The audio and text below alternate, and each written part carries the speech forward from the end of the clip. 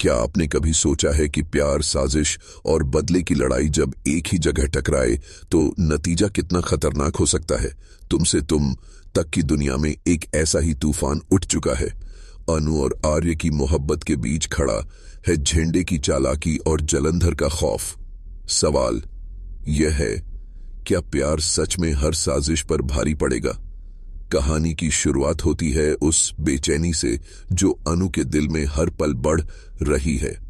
सुबह से उसने आर्य की आवाज तक नहीं सुनी थी।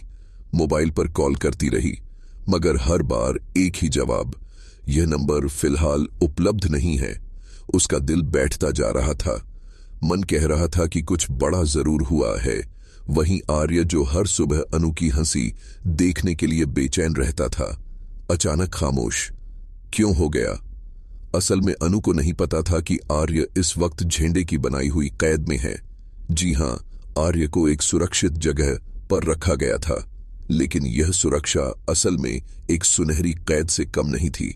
आर्य का फोन झेंडे ने अपने पास रख लिया था। कोई भी कॉल, कोई भी मैसेज आर्य तक नहीं पहुंच सकता था। यहां तक कि अनु की आवाज भी अब उस तक नहीं पहुंच पा रही थी। आर्य बेचैन था। वह गार्ड्स पर चिल्ला रहा था, मुझे बाहर जाने दो, मुझे किसी से बात करनी है।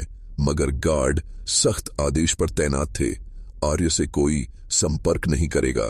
दूसरी तरफ झेंडे के मन में सिर्फ एक ही डर पल रहा था, जलंधर। क्योंकि जेल से छूटने के बाद जलंधर का पहला निशाना कोई और नहीं बल्कि आर्य ही था। और अगर जलंधर आर्य तक पहुंच गया तो वह उसे जिंदा नहीं छोड़ेगा। इसी वजह से झेंडे ने पूरा खेल रचा था। उसने आर्य को सुरक्षित जगह पर रखकर उसकी हर आजादी छीन ली थी। इसी बीच जलंधर अपनी गाड़ी में बैठा रास्ते से गुजर रहा था। उसके चेहरे पर वही घमंडी मुस्कान थी। तभी अचानक रास्ते में एक बाबा आ खड़े हुए। उन्होंने गाड़ी रोकते हुए कहा, जिसे तू मारना चाहता है उससे तेरा सामना होगा। लेकिन याद रख, इस बार उसकी ढाल बनकर खड़ी है एक लड़की। वह लड़की दिखती भले ही साधारण हो, मगर उसके अंदर ऐसी ताकत है जो तुझसे भी टकरा सकती है। जलंधर एक पल को सन्न रह गया। लड़की, उसने सोचा, आखिर कौन है वह? कौन मेरी राह में खड़ी होगी?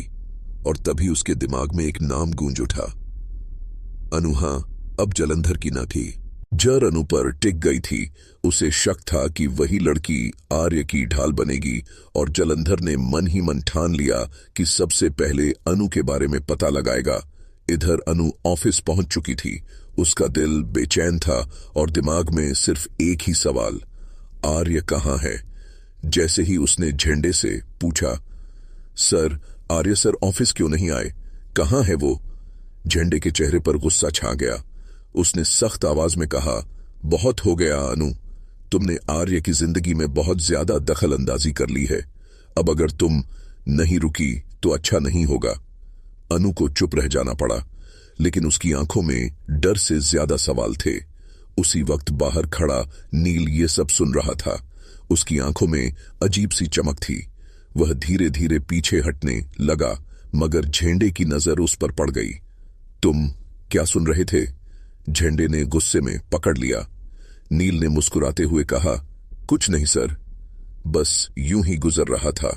पर सच तो यह था कि नील का अपना प्लान चल रहा था। वह अनु के करीब आने की कोशिश कर रहा था, मगर उसकी नीयत साफ नहीं थी।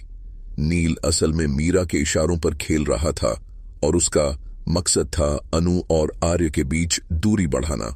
अब खेल और भी खतरनाक हो चुका था।